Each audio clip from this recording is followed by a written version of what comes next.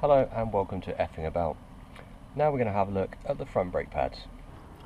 Before we start work then, one thing I'd just like to say is if you're not 100% happy with working on your brakes, take it to your local garage, because it's much better to pay them to do the work than to do it wrong yourself and have a horrific accident.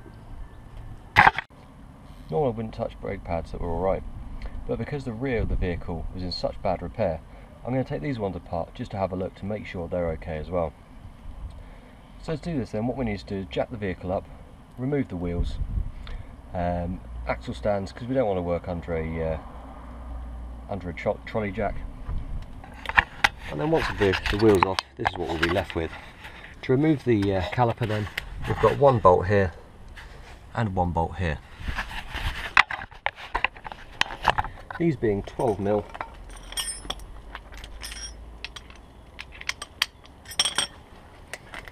There we go. They may have corroded slightly, so they'll be a little bit bigger, but just get the corrosion off and then use a 12mm. They may have corroded slightly, so just give it a jiggle. They will go on, and then we can get the 12mm off as well. So they might have corroded a little bit. Give them a jiggle. The 12mm will fit on there eventually. There we go.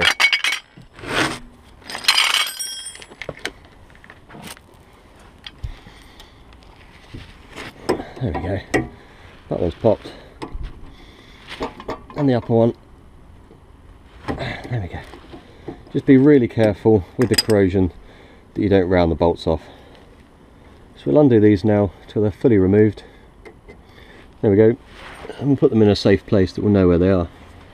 The whole caliper now, with a bit of a wiggle, bit of a jiggle, will pull off.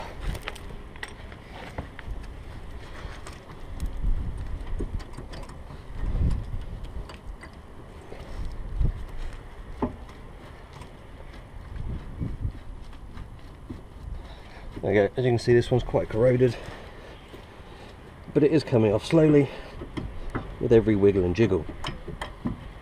There we go. One thing we don't want to do at this point then is let the caliper dangle by its flexible hose.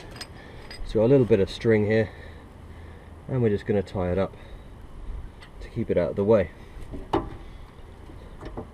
So in this instance we'll put it round the shock. A simple knot will suffice.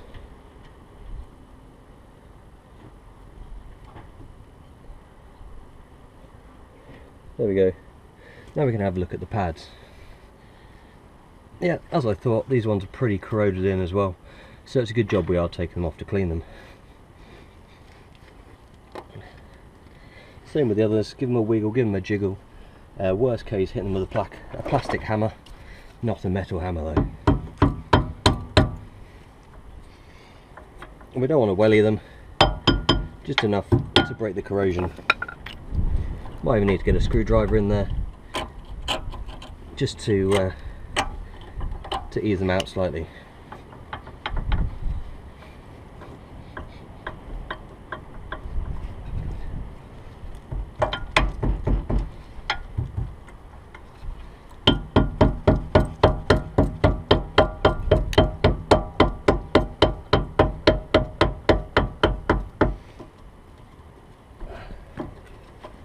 There we go, there's one out.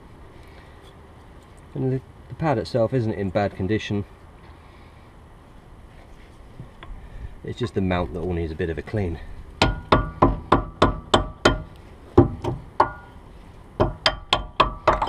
we go, and there's a second pad, again in good condition, lots of meat left on it. Just the whole bracket here needs a clean. So we'll get our wire brush in there then.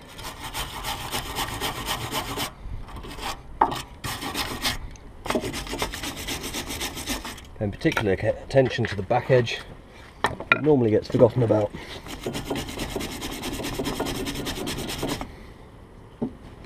That's cleaning up quite nicely now.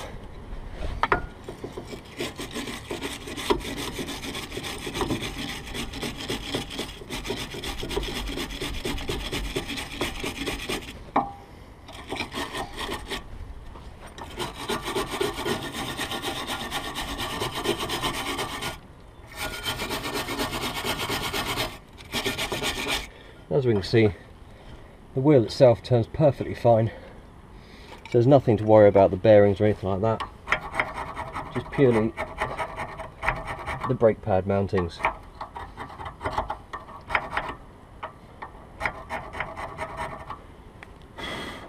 If you were to use any kind of oil on this to try and break up the corrosion, just be really careful that you don't get any on the pads or the discs, as it will have a massive impact on your braking ability.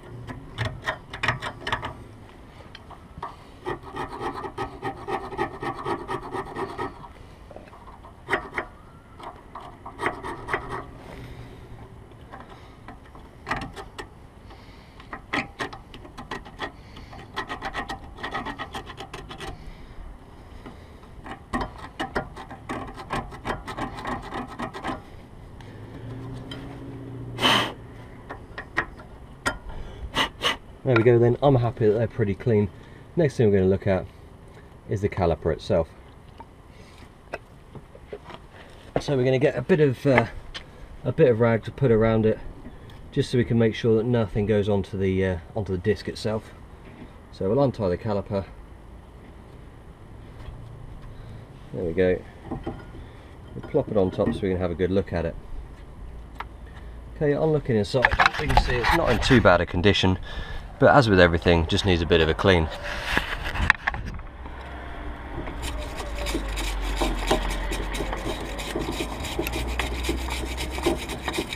If you can, try and take precautions to not breathe in the brake dust, because it's not good for you.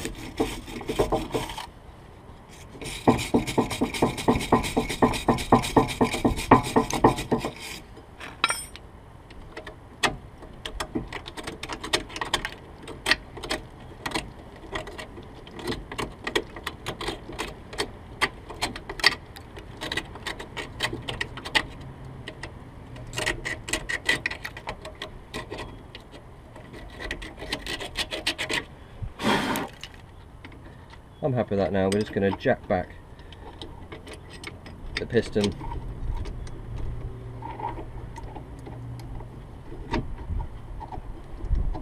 Before we do this though, once the tool's in position, we're just going to undo on the cap for the brake reservoir. There we go. Wind it in. That's moving nice and free, so we haven't got any dramas there about C's caliper, because that's going in quite nicely now. There we go, that's all the way in. Remove the tool.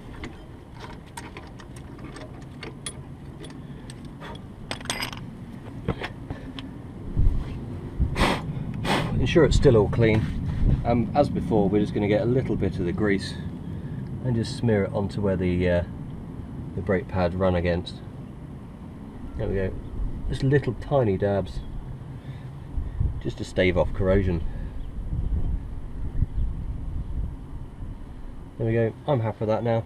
We're just going to reinsert the old discs, reinsert the old pads, after giving them a very, very careful clean up with a screwdriver.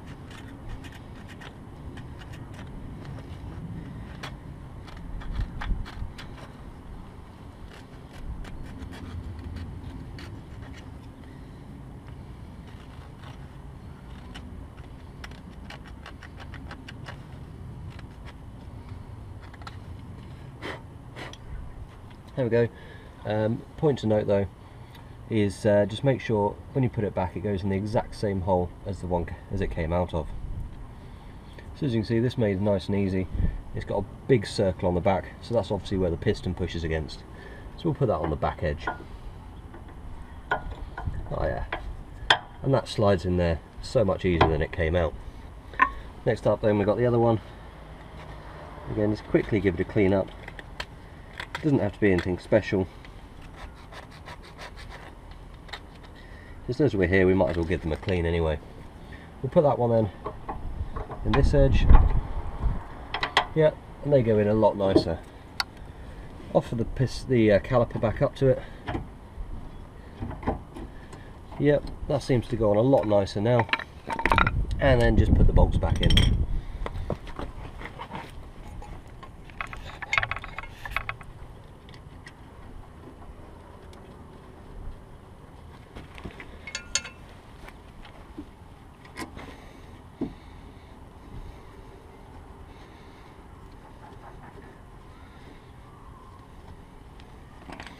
There we go.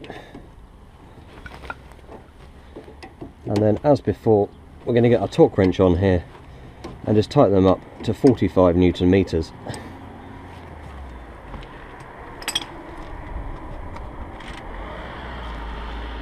So there we go then, our torque wrench that I've already set from doing the back. Pop that on there. Yep, happy with that.